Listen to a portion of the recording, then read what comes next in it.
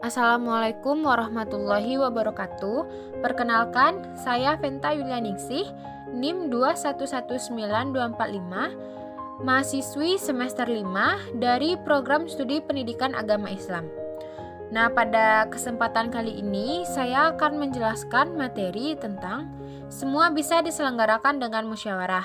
Adapun tujuan pembelajarannya, yang pertama dapat mengetahui pengertian dari musyawarah, yang kedua ciri-ciri dari musyawarah, yang ketiga manfaat dari musyawarah, yang keempat contoh dari kegiatan musyawarah, yang kelima tujuan dari musyawarah.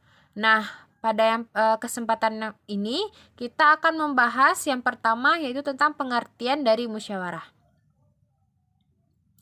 Musyawarah berasal dari bahasa Arab syawara, artinya berunding.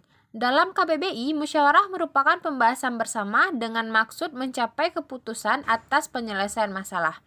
Jadi, musyawarah adalah suatu sistem pengambilan keputusan yang melibatkan banyak orang dengan mengakomodasikan semua kepentingan sehingga tercipta kesepakatan bersama. Yang kedua, ciri-ciri dari musyawarah. Yang pertama, dilakukan berdasarkan kepentingan bersama. Yang kedua, hasil keputusan musyawarah dapat diterima dengan akal sehat dan sesuai hati nurani.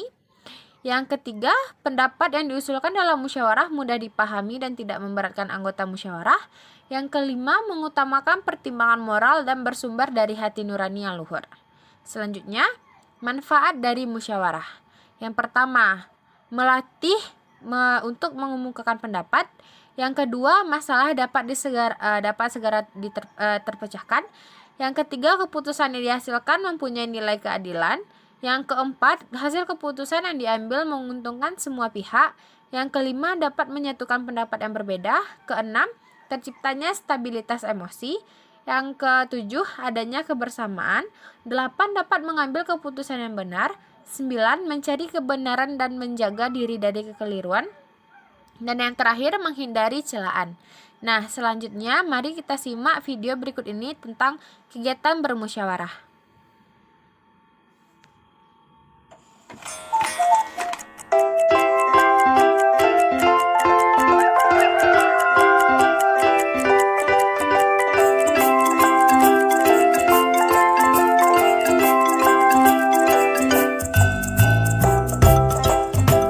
Tak seperti biasanya, Bunita datang terlambat.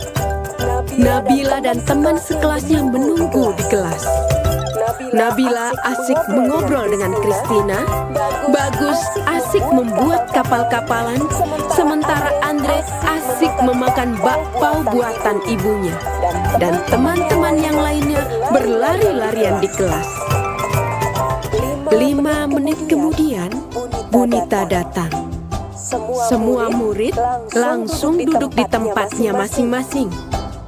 Bunita pun mulai menyapa murid kelas 3. Bunita meminta maaf atas keterlambatannya karena ada rapat guru yang mendadak. Bunita pun memberitahu hasil rapat tersebut. Jadi anak-anak, besok kita akan memilih ketua kelas baru.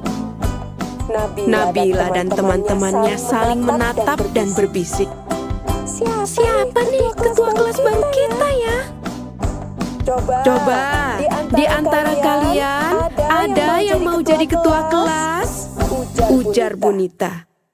Murid-murid pun terdiam. Bagus mengacungkan tangan. Saya bersedia, Bu. Semua murid menoleh ke arah Bagus. Menyusul kemudian, Andre mengacungkan tangannya juga. Saya juga mau, Bu. Ujar Andre dengan mulut masih tersisa bakpao. Dipanggillah Bagus dan Andre ke depan. Anak-anak, kita sudah mendapatkan 2 calon ketua. Pikirkan baik-baik, siapa yang akan kalian pilih? Saran ibu, pilihlah pemimpin yang baik, jujur, dan bisa dipercaya. Murid-murid menganggukkan kepalanya. Kalian berdua boleh kembali ke tempat duduk masing-masing. Melihat dua calon ketua tersebut, Nabila bingung siapa yang akan dia pilih. Dua calon itu adalah teman baiknya. Andre adalah sahabatnya yang baik dan kocak. Sementara itu, Bagus adalah teman baru yang baik dan pintar. Melihat Nabila bingung, Christina berkata, "Kenapa, Bila? Kamu bingung ya mau milih siapa?" Nabila menganggukkan kepalanya. Hari pemilihan ketua pun tiba. Setelah upacara selesai, Bunita, Nabila, dan teman-temannya bergegas ke kelas. Bunita kemudian memanggil Bagus dan Andre untuk berdiri di depan kelas. Anak-anak, di depan kalian sudah ada dua calon ketua. Silahkan pilih yang menurut kalian baik, bisa dipercaya, dan jujur, kata Bunita. Serentak murid-murid menjawab. Bunita membagikan selembar kertas kecil. Kemudian murid-murid menuliskan nama calon ketua.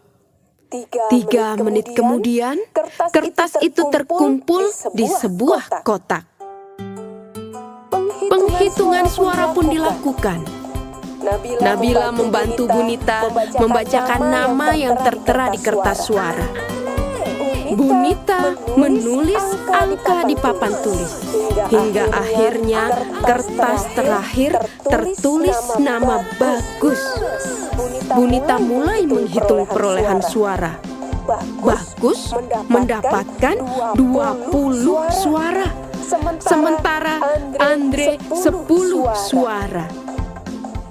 Jadi anak-anak, berdasarkan penghitungan suara, ketua kelas kita yang baru adalah serempak murid-murid menjawab. Nah, dari contoh kegiatan bermusyawarah tersebut dapat kita tentukan atau dapat kita mengetahui tujuan dari bermusyawarah, yaitu mendapat kesepakatan bersama sehingga keputusan akhir yang diambil dalam musyawarah dapat diterima dan dilaksanakan oleh semua anggota dengan penuh rasa tanggung jawab. Yang kedua, menyelesaikan kesulitan dan memberikan kesempatan untuk melihat masalah dari berbagai sudut pandang sehingga keputusan yang dihasilkan sesuai dengan persepsi dan standar anggota musyawarah. Sekian presentasi dari saya. Apabila ada kesalahan, saya mohon maaf. Wassalamualaikum warahmatullahi wabarakatuh.